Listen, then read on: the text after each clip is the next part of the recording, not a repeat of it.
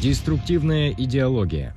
Деструктивная идеология – это термин, определяющий разрушительные идеи экстремистского, террористического и иного противоправного характера.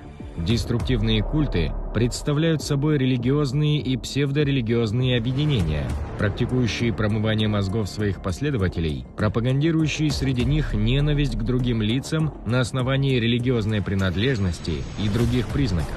Лидеры деструктивных течений, используя техники убеждения и управления сознанием, блокируют критическое мышление у адептов, изолируют их от социума и реализуют свои антигуманные цели.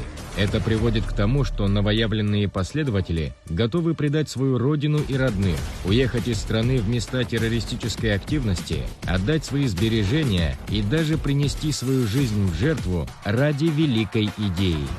Деструктивные течения тщательно разрабатывают не только идеологическую составляющую, но также и психологическую составляющую своей пропаганды.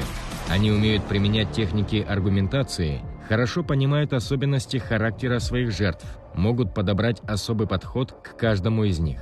Обычно проповедники таких организаций очень харизматичны и красноречивы.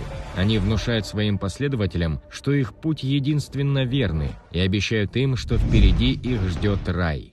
Когда новоиспеченные адепты начинают сомневаться в идеологии деструктивного культа и понимать, что оказались членами разрушительного течения, как правило, вырваться из лап идеологов оказывается не так уж и просто.